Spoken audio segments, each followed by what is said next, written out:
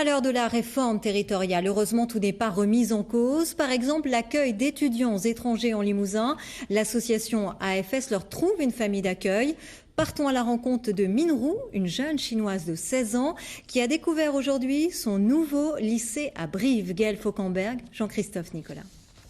Minrou vient de Chine. À 16 ans, elle découvre la France pour la première fois, plus particulièrement Brive où elle va étudier pendant 1 an, un voyage qu'elle attend depuis longtemps. Il y a plusieurs raisons, mais c'est surtout la culture qui m'intéresse. Et je veux aussi apprendre le français.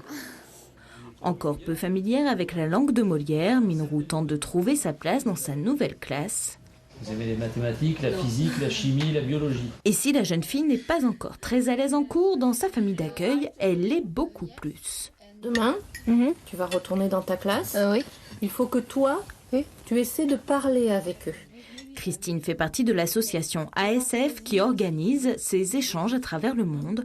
Bénévole, elle accueille Minrou pendant 9 mois, un choix qui est aussi celui de son mari et de ses 2 fils. L'année dernière, oui, donc on avait accueilli une Mexicaine. Ça change beaucoup de Minrou, puisque c'est des cultures complètement différentes. Même entre la France et la Chine, ou la Chine et le Mexique, c'est complètement différent. Mais c'est bien et à force on s'y fait. C'est un choix familial et ça c'est quelque chose sur lequel on insiste beaucoup au sein de notre association.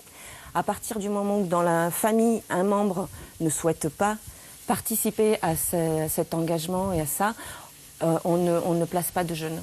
C'est important en fait que ce soit un choix de tout le monde. Minrou vient de Canton, dans le sud de la Chine, une ville qui compte plus de 12 millions d'habitants. Un grand changement donc, qu'elle semble plutôt bien gérer. Ouais. Je me sens bien car il y a la nature et j'aime ça. Il y a les animaux et les arbres. 11 enfants venus du monde entier vont étudier en Limousin cette année, 2 en Haute-Vienne et 9 en Corrèze.